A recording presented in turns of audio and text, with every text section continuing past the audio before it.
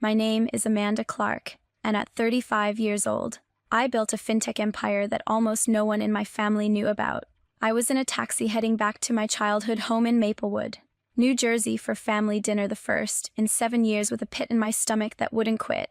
My mom always favored my sister, grooming her to take over the family real estate business, but nothing hit like what she dropped at the table at the family dinner.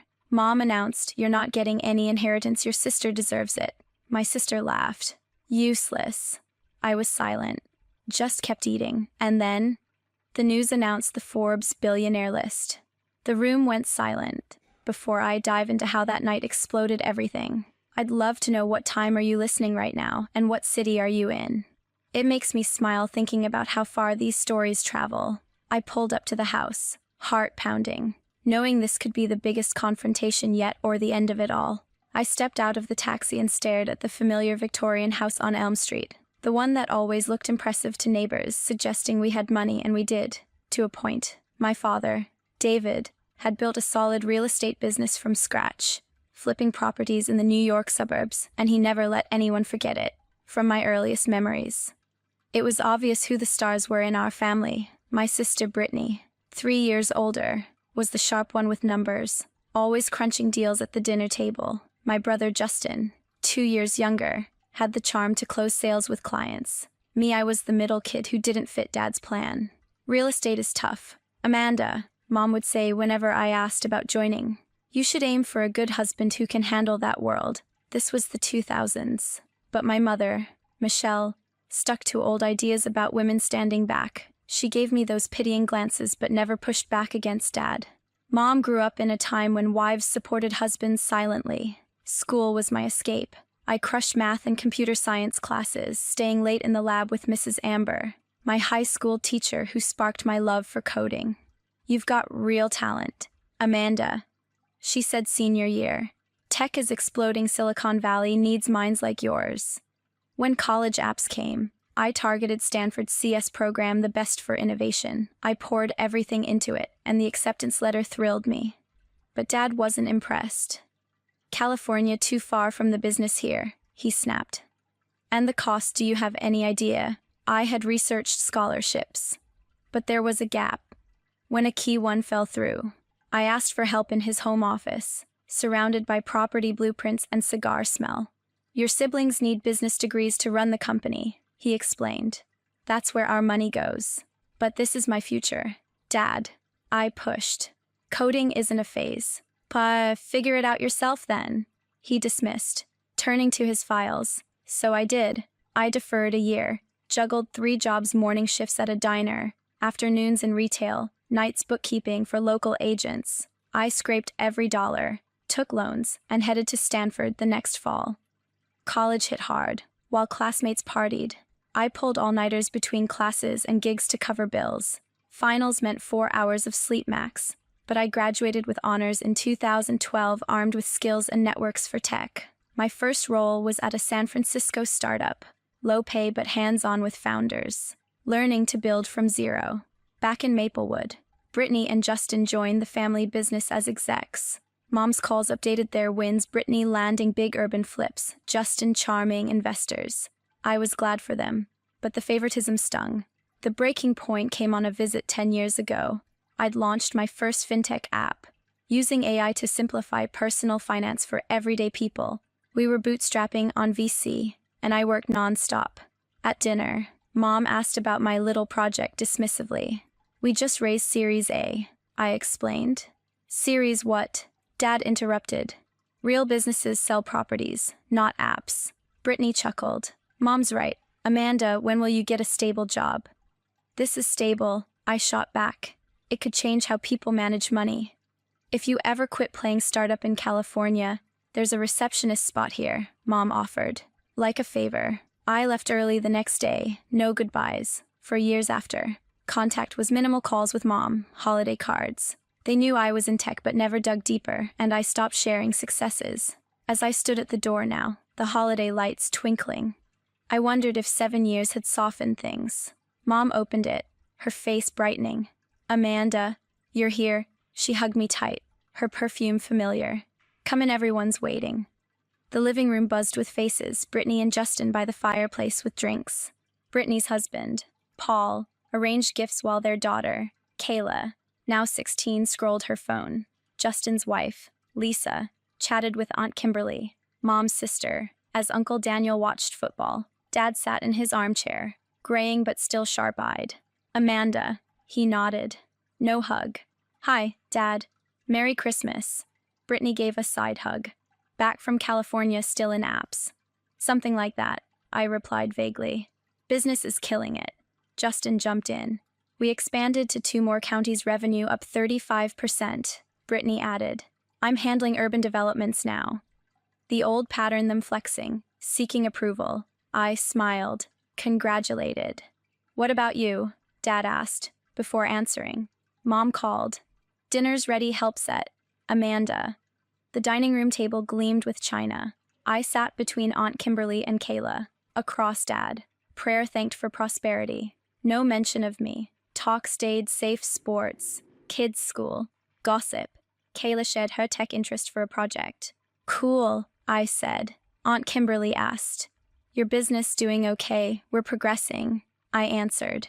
Brittany snorted. Startups burn cash forever if they survive. Mom beamed. The real estate firms had its best year, thanks to Brittany and Justin. After mains, I helped clear with Lisa. Running a company sounds intense, she whispered. More rewarding than inheriting one, I admitted. Dessert came, Mom tapping her glass. Announcement time. She stood. The business has grown. Thanks to Brittany and Justin. Brittany will be CEO on retirement. Justin president. Cheers erupted. Then, to me, Amanda, no inheritance for you, you chose your path. Silence hit. I nodded. Ate pie, tension thick. Aunt Kimberly frowned. Michelle, at dinner. Family matters with family, Mom said. Memories surged, denied help. Dismissed dreams. But I felt calm. I'd built my own world. Kayla whispered. You okay? Fine, sweetie. Adults complicate things. Talk shifted awkwardly. I planned exit when Kayla gasped at her phone, but that was for later. The real bomb was coming. For years after that visit, I threw myself into work, limiting family contact to sparse calls with Mom and generic cards. They assumed I was scraping by in tech. But I never corrected them, they hadn't earned the details. My startup took off slowly at first. The app used AI to analyze spending patterns, suggest budgets, and predict financial pitfalls, targeting everyday folks overwhelmed by debt. Early days were brutal pre-revenue, burning through VC funds. I lived in a cramped studio, reinvesting every cent. We nearly folded twice in the first 3 years, once from a buggy algorithm that miscalculated taxes for beta users. I fixed it myself, coding through nights, fueled by coffee and determination. By 2018, a breakthrough came. Our system flagged fraud for a major bank partner, saving them millions. Hospitals know. Wait. Banks and credit unions signed on fast after that. Then the pandemic hit in 2020, slamming everything. Users lost jobs, markets crashed, and our servers overloaded with people scrambling to manage stimulus checks and unemployment. We pivoted hard, adding features for emergency loans and debt relief simulations. I led remote teams from my apartment, barely sleeping, negotiating with investors via Zoom to avoid bankruptcy. It paid off. By 2021, partnerships with big banks like Chase Analogs exploded our user base to millions. Success snowballed. We expanded to personalized investment advice, integrating crypto tracking safely for beginners. Revenue hit milestones. And in 2023, we went public with an IPO that valued the company at billions. Overnight, I was worth $2.8 billion. My name splashed in tech news as a self-made fintech disruptor, but I kept it quiet. No flashy announcements, no social media boasts. Privacy requests to Forbes helped, though they still listed me. Why the secrecy? That dinner dismissal lingered. Brittany's laugh. Mom's receptionist offer it all screamed. My path didn't count unless it mirrored theirs. Sharing would invite fake praise or worse, demands. Occasional mom calls mentioned Brittany's big deals or Justin's client wins, but when she asked about me, it was, still tinkering with computers. I dodged, saying, busy as ever. They never pressed, as months turned to years. A nagging pull grew. Despite the hurt, they were family. Maybe time had mellowed them. Maybe showing up as just Amanda could bridge gaps. So, for Christmas 2023, I booked a flight to Newark, then a taxi from the airport. No need for my private jet to scream success. I swapped designer outfits for a plain sweater and jeans, left my luxury watch at home, and rented a basic sedan at the airport instead of my custom electric vehicle. The drive from Newark to Maplewood took about 30 minutes, through familiar suburbs with holiday decorations lighting up the evening. My stomach twisted tighter with each mile. 7 years was long enough for resentment to fade, right, or for old wounds to reopen sharper. I rehearsed responses in my head if they dismissed tech again. I'd stay calm, prove I'd thrived without validation. But doubt crept in. What if Mom still saw me as the useless one, unworthy of the family legacy the real estate firm had grown, per Mom's updates now handling high-end New York commutes, profits soaring. Brittany ran urban flips like clockwork. Justin sealed partnerships. Me, I'd revolutionized personal finance for millions. But to them, it might still be a hobby.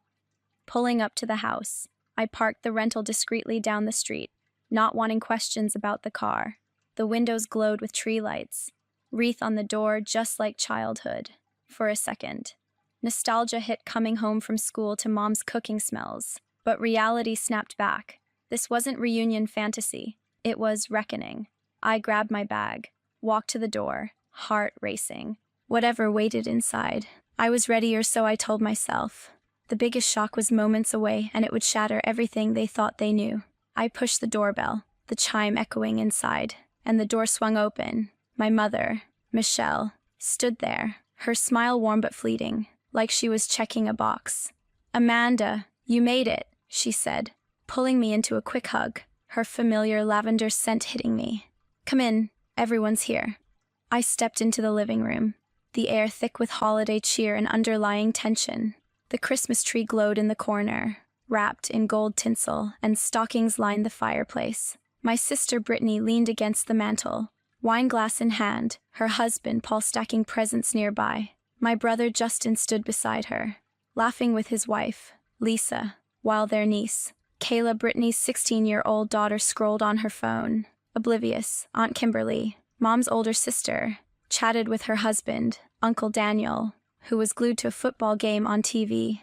My father, David, sat in his usual leather armchair, his gray hair catching the light, his eyes scanning me like I was a property listing. "Amanda," Dad said with a curt nod, not standing. "Merry Christmas." "Hey, Dad," I replied, matching his tone. Brittany sauntered over, giving a half-hearted side hug. "Back from California. Huh, still chasing that app dream?" Her smirk was subtle but sharp. "Something like that," I said, keeping it vague. Justin chimed in. "Our firm's killing it, expanded to Westchester and Long Island. Revenue up 35%. Brittany added. "I'm running the urban portfolio now, biggest deals in a decade." It was the same old flex. Their need to mark territory. I smiled, said, "Congrats," and let it slide. Dad spoke up. "What about you?" "Amanda. That startup ever make it?" Before I could answer, Mom waved me to the kitchen. "Help with the plates." "Sweetie?" I followed, glad for the escape. The kitchen smelled of roasted turkey and cinnamon pies, Mom's holiday specialty. "You look good," she said, handing me a stack of china. "How's California?" "Busy," I replied. "I love the work." She nodded, but her eyes darted away. "I wish you called more. Brittany and Justin are here all the time, with the kids, the business." Guilt tugged, but I pushed it down. "I know, Mom, I'll try." She squeezed my arm, but the moment felt hollow, like she was filling silence. The dining room table was set with crystal glasses and silver, the kind reserved for big occasions. I took my seat between Aunt Kimberly and Kayla, across from Dad at the head. Mom's prayer thanked for family success and the firm's growth. No mention of my return. Conversation danced around safe topics: Kayla's school projects, football scores, neighborhood gossip, avoiding anything too personal. I chatted with Kayla, who lit up about a tech project. "I'm researching women entrepreneurs," she said. "It's kinda cool." "That's awesome," I told her, genuinely impressed. Justin's wife, Lisa, leaned over. "Kayla's obsessed with her phone, but she's smart." I nodded, catching Kayla sneaking glances at her screen. Brittany noticed too. Put it away. Kayla, she snapped. Kayla sighed, slipping the phone under the table. Aunt Kimberly turned to me. So, Amanda, your business, how's it going? All eyes shifted. I felt Dad stare, heavy as ever. It's moving forward, I said, keeping it low-key. Brittany snorted. Startups bleed money for years if they don't crash first. Mom beamed at her. The firm's had its best quarter ever, thanks to Brittany and Justin. Real estate's still king in this economy. The redirect was so predictable it almost made me laugh. I helped Lisa clear plates after the main course, needing a breather. In the kitchen, she whispered. What's it like running your own thing? Justin never talks details. I paused, then said, it's relentless hard choices, late nights. But building something that helps people worth it. She nodded, thoughtful. Sounds more meaningful than just taking over.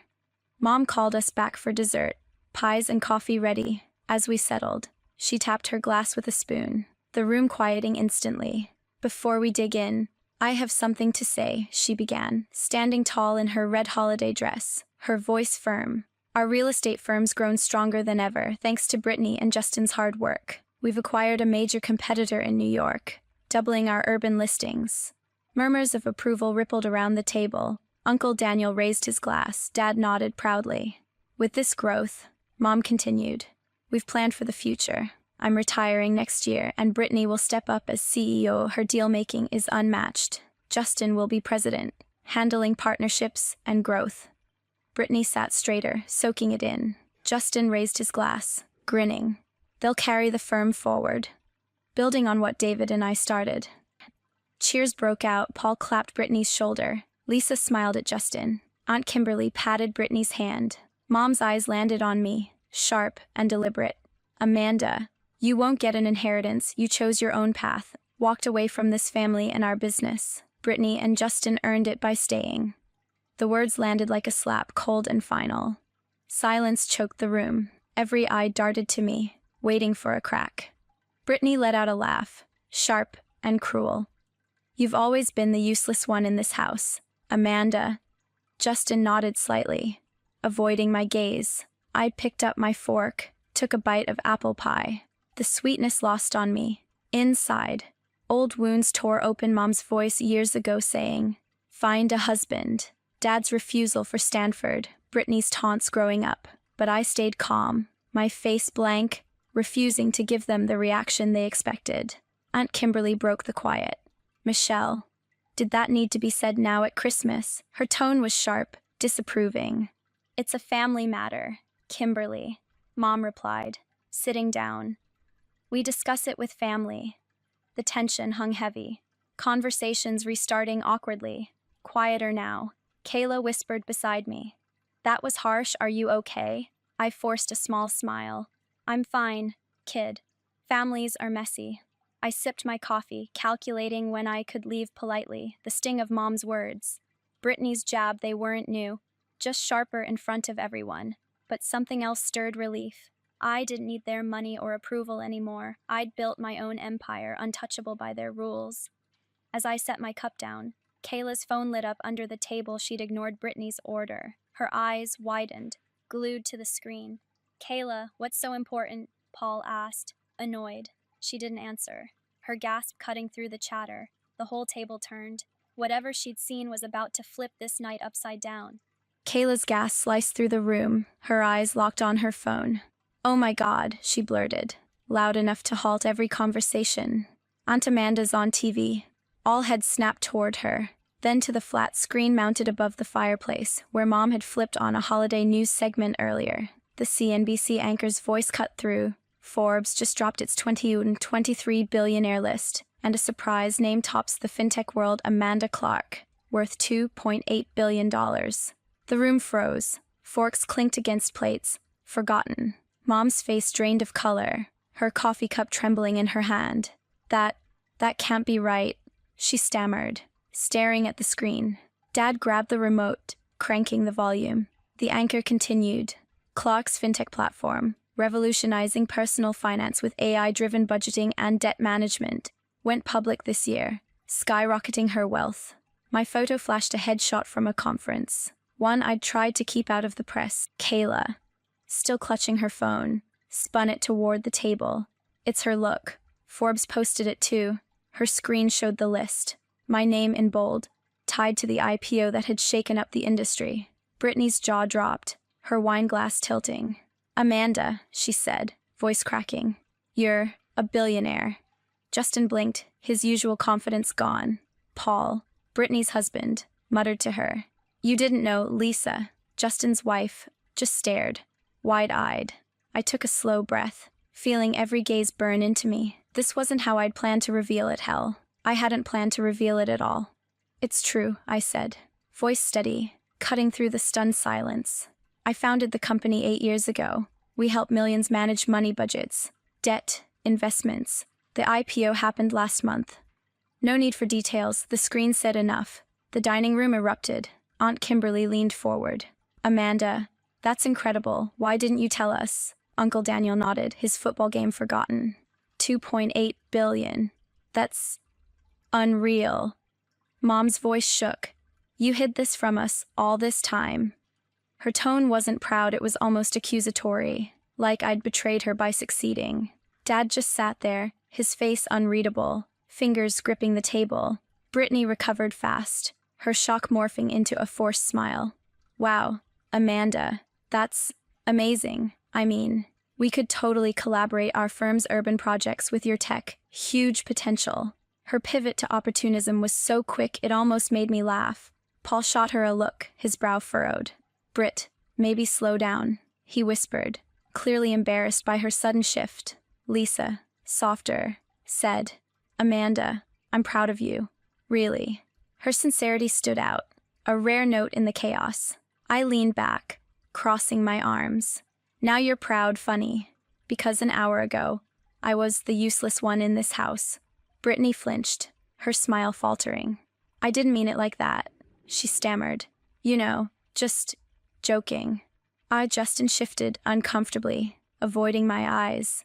Come on, Amanda, it's not like that, he mumbled, but his voice lacked conviction. Mom tried to regain control. Amanda, we didn't know. If you'd shared, we could have celebrated with you. Her words sounded rehearsed, like she was scrambling to save face. I met her gaze, unflinching. Would it have mattered? Mom, you told me my dreams were a hobby, that I should find a husband instead. You chose Brittany and Justin for the business, cut me out because I didn't follow your path. The room went quiet again, heavier this time.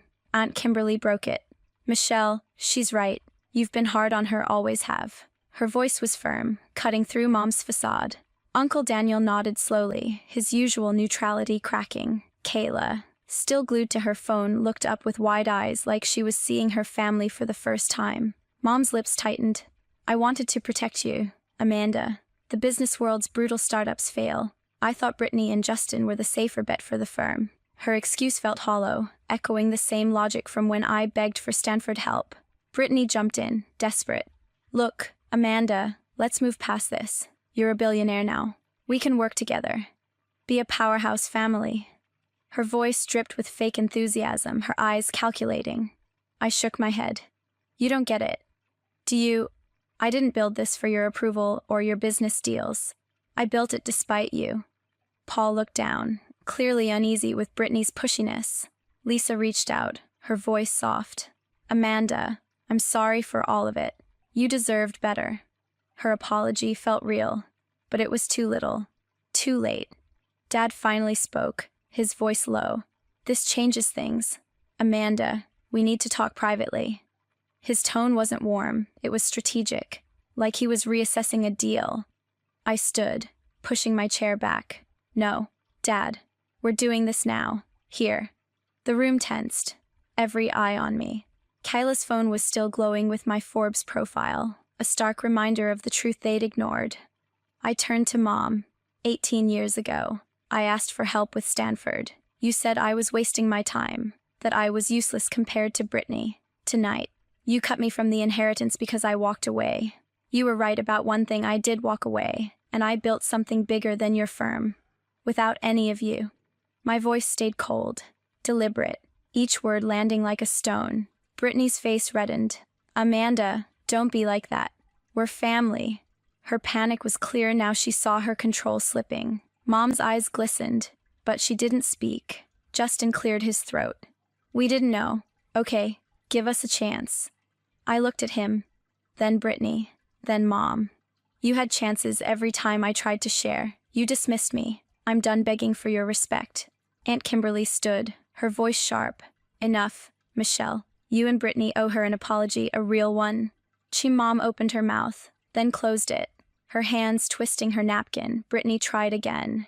Amanda, I'm sorry if I hurt you. Let's talk business. Reset this. Her words were hollow, a sales pitch, not regret. I grabbed my coat from the chair. There's no resetting this. You made your choices, and I made mine. Kayla looked up, her expression torn between awe and sadness. Lisa's eyes were wet, but she stayed quiet. Paul whispered to Brittany. You went too far. Dad stood, reaching out. Amanda, wait, let's discuss this calmly. I shook my head, already moving toward the kitchen door. No more discussions. I came hoping for a family, but all I found was the same old judgment. The weight of years, Mom's rejections, Brittany's taunts, Justin's silence pressed down. But I felt lighter with each step.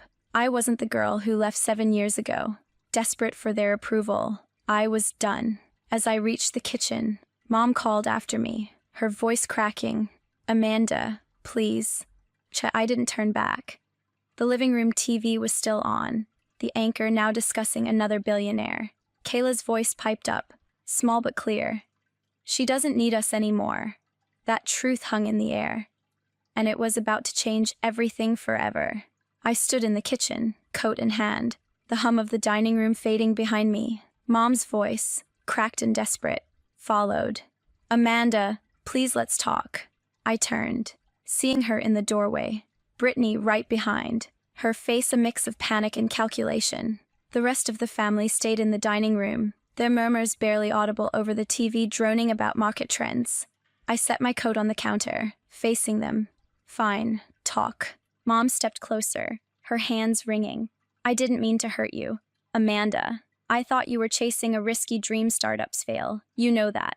I wanted you safe, with a husband, not struggling. Her words echoed that day in 2008 when I begged for Stanford help and she told me to find a man instead. Brittany jumped in, her voice too eager. Yeah, Amanda, I'm sorry if I came off harsh. We're family, let's move forward. Maybe partner on some projects. I stared at them, my pulse steady but cold. Partner Brittany, you called me useless an hour ago. Mom, you cut me out of the inheritance because I didn't fit your mold. Now you're sorry because Forbes says I'm worth $2.8 billion. Mom flinched, her eyes glistening. I didn't know. Amanda, if you told us. I cut her off. I tried.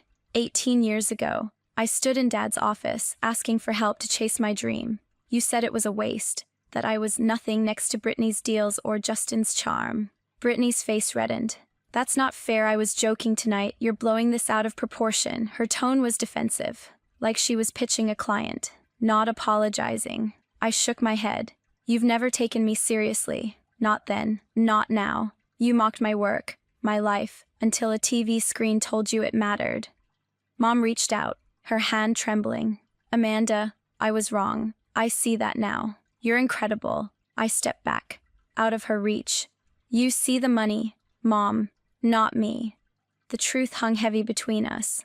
Brittany tried again, her voice softer but still calculated. Come on, we can rebuild this. You're a billionaire, let's be a team. Make the firm unstoppable with your tech. I almost laughed at her audacity. You don't want me, Brittany, you want my bank account to boost your ego. The kitchen door creaked, and Dad appeared, his face tight. Amanda, enough. Let's sit down. Figure this out as a family. His tone was the same commanding one from my childhood, but it didn't work anymore. No, Dad, I said, my voice calm but final. There's nothing to figure out. You all made your choices years ago. Brittany and Justin were your legacy. I was the one who didn't belong. Mom's eyes welled up. You're my daughter. You always belonged. But her words felt like a script, too late to mean anything. I picked up my coat, the weight of decades pressing down every dismissal, every comparison, every time I was told my dreams were less. You had years to show that. Mom, you didn't. I came here hoping for a family, but all I found was the same judgment, dressed up in fake apologies. Brittany's voice cracked. Amanda, don't do this. We're sorry. Okay. I looked at her, then Mom, then Dad. Sorry doesn't erase 18 years of being invisible. I'm done. I turned toward the back door, the one leading to the garage. Mom called out, Amanda, wait. But I kept walking, the cold December air hitting me as I stepped outside. The holiday lights on the house flickered, but they couldn't warm the emptiness inside. I got into the rental sedan, my hands steady on the wheel.